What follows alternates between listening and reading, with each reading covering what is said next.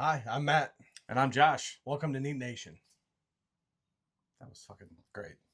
I think that was. That was really fucking. That was like.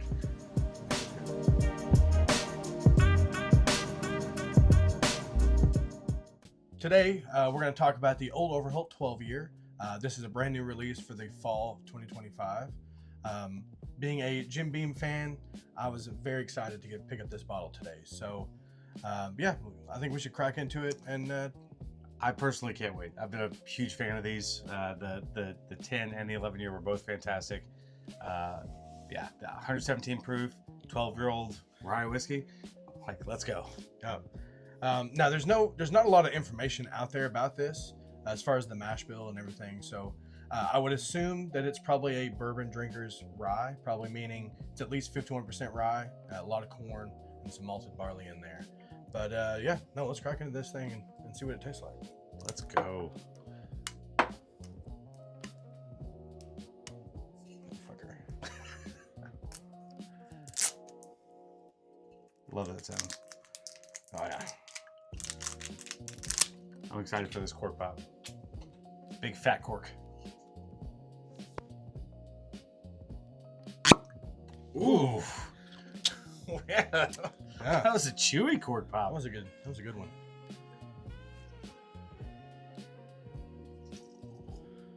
Ah, love a good healthy matte pour. It's my That's favorite. right.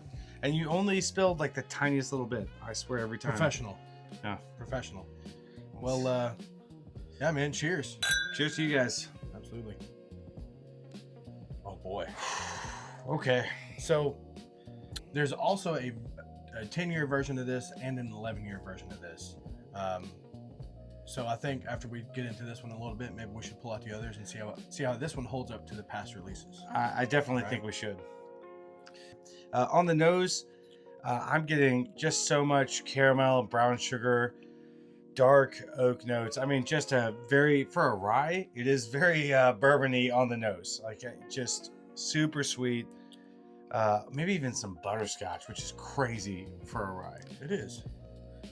And again, I think it's because it's that friendly bourbon drinker's rye.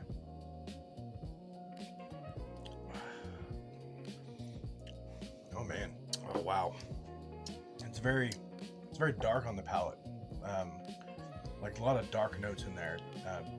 Dark red fruits. There's a kind of a spearminty rye, but in a good spearminty rye way. Yeah, but it's the dark version of that. I don't know.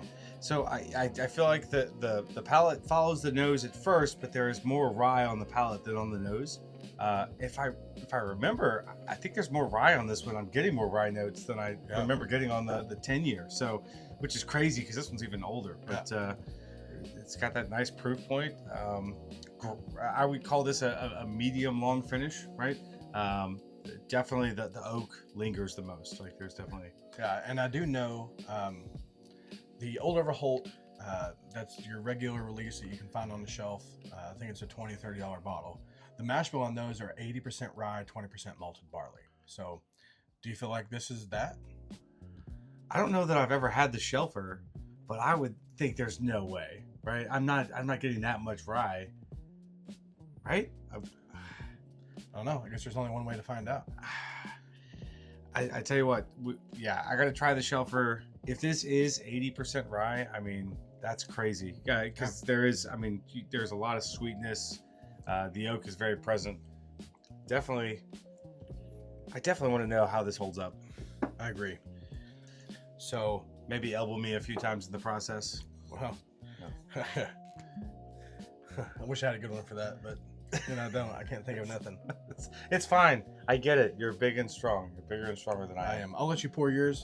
Okay. Since I have a matte pour. Oh, that's right. We're gonna start with the 10 year. So the 10 year is 121 proof. The 12 year was 117. So I'm gonna go left to right. 12, 11, 10. That'll make it easier for me to remember that. Yeah, there you go. And the 11 year came in at the lowest proof, 107.4 proof. As you can see, they are getting low. It's always good to have some backups. Yeah, in case you guys were wondering how we feel about the 10 and 11 year, it's definitely what we would call a buy and then a buy backup. So, do you want to rate this one before we go through, or do you want to? Let's go through and rate them all. Okay, I like that. Yeah, let's do that.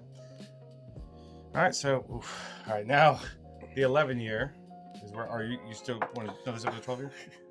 No, we're professionals, guys. We know exactly what we're doing. Yeah, so I set mine up just like yours. So okay. The 12, 11, and 10. So okay. I think we'll start with the 10 year. 10 year. Okay, gotcha. Okay. Oof. It's crazy. The nose is even more butterscotch for me. It's just straight like caramel and butterscotch on the nose. Just went in for it. Oh yeah, it's really, really pleasant. I'll back you up on that butterscotch nose. Now with the palate for me, I get more of a ripe red fruit off of it, and then a brighter rye. This is more of your spearminty rye that that you get on a lot of ryes. So I don't know what's happening with me and ryes today, but that 10 year, like the rye is not coming through for me at all. It's straight the ripe red fruit, absolutely, and then it's just straight vanilla. It's just there's just so much. It's almost like a cola, like just so much vanilla, maybe even a little cherry, lots of oak. The 10 year, I think, if I recall, I think the 10 year was my favorite before this 12 year, and it's the craziest rye I've ever had. I think because I'm just having trouble even picking out any rye notes. Although it does have it has the rye spice, but it doesn't taste like a rye to me, right? It tastes like a really balanced bourbon. Yeah. Really, really good. All right, so do we want to try all of them and then rate them individually, or rate them as we go? I think so. Okay.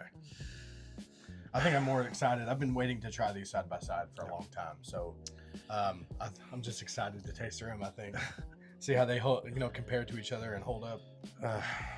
So far, though, the 10 is not as good as the 12. I'll say that. I think that's correct. We'll go through them, but I think that's true. What a different nose, by the way. So yeah, now onto the 11 year. Oof. So the nose on this is, for me, it's much brighter. There's vanilla and like really bright fruity notes on the nose. It's a much more delicate nose, right? You would think it's going to drink like the 10 year, but when you try it, it is just a caramel bomb. Oh yeah. And what was the proof on that one? That one's the lowest proof at 107.4. Yeah, and it definitely is the most crushable of the three, in my opinion.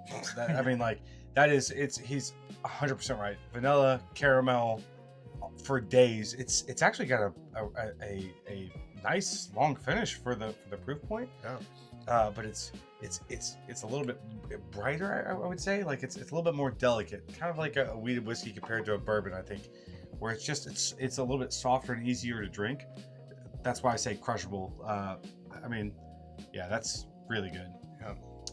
And 12 year after those two, best nose of them all. Like not even close. Yeah. Right. That's crazy. Now, granted, this is a fresh crack, and these have been open for a little while, so that might have a little bit to do with it. But I would. It's like if you kind of married these two, the best parts of these two, and cranked them up to 11. Right. You've got just a darker, richer oak. You've got more vanilla. You've got more fruit. There's a little bit more rye. It's really balanced.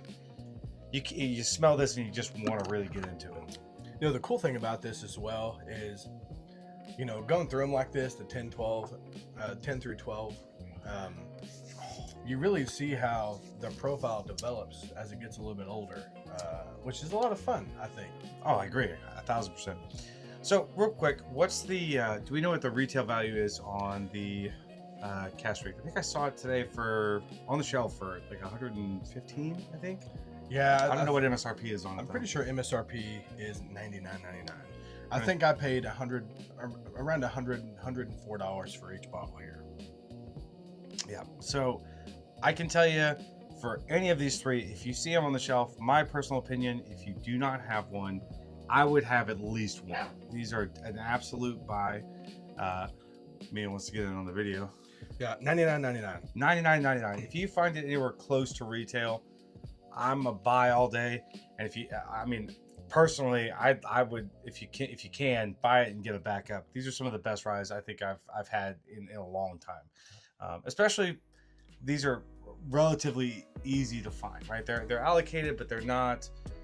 This isn't like your B tax where you got to go sit in line or get a raffle to get. So definitely. Would you say? Absolutely. I'm very, very impressed with that 12 year. I'm excited to see how it opens up and retry it in a couple weeks and see. Yeah. So if we were gonna rate these, let's start with the. Let's go in order. Like which is your favorite? The 12 year, yeah. Favorite is definitely the 12 year. I'm gonna agree with that.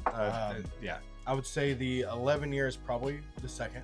I'm actually gonna say I think the 10 is my second. Yeah. Right. It's close, but these are the two most different ones. I think the 10 and the 11 year. There's a really huge difference between the two, and I like the spice that the 10 year brings to the table, but it is really close. And I will say, if you are looking for something that's a little bit easier to drink, like it's a little bit more crushable, the 11 year definitely has that. Like I could drink that all year long for sure.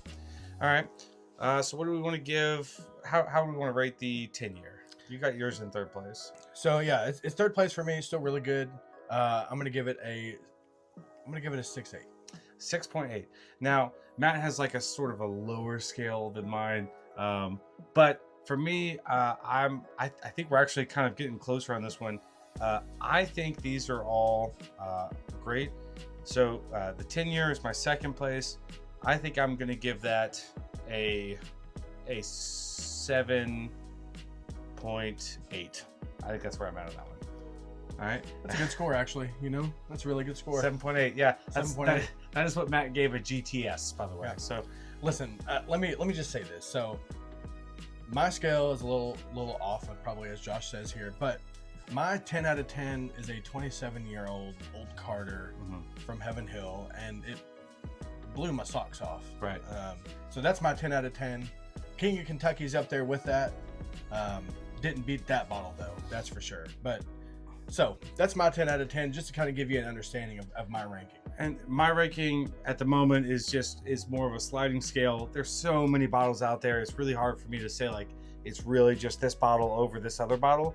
It's more about how is this something I would buy or buy a backup of? Do I think it's great? Do I think it's good? Do I think it's one of the best whiskeys I've ever tasted? In this case, that's a great for me. That's better than good, but not like spectacular or like one of the best whiskeys I've ever had. So you said 6.8 on 10? Yeah, 6.8 on the first one. Where do you give the 11 year? The 11 year, I'm gonna go with a straight 7. Okay. All right. Yeah. Yep. See, now we're getting really close. The 11 year for me is, because I was 7.8 on the 10 year, it's going to be a 7.75. That's how close I think these two are. I think. Oh boy. I think if you caught me on a different day, I might have put the 11 before the 10. I mean, that's how they're very different. They're both really good. Like I'm happy. I'm a happy buyer at either of these. So what about the 12? 12 for me is going to be up there. I would say 7.6 for the 12. 7.6. I'm going to go a solid 8 for me. I think there's more of a difference between the 12 and the 10 in terms of the quality than there is between the 10 and the 11 in quality. I think this is the biggest jump they've made in these. I would agree. The Infinity Blend. I gotta get it. I'll give this one a solid 7.8. So it's right there with that GTS for me.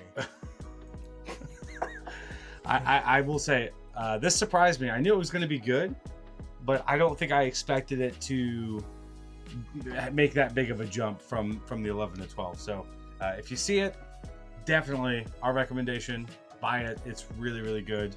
Even if you're not really a rye drinker, right? If you're a bourbon drinker looking to try a rye, right here. Yeah, it's damn good.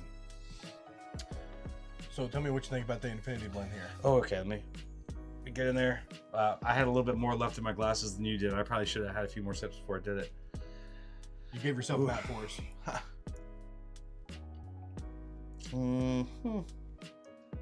Oh, Wow, I really can taste all three of them. I feel like. I know. Like I it- know. It's That's crazy. crazy. That's how different they are. It's like you blend them together and you can still taste all three of them. Yeah, absolutely. So, yeah, I think that about wraps it up for us on these. Absolutely.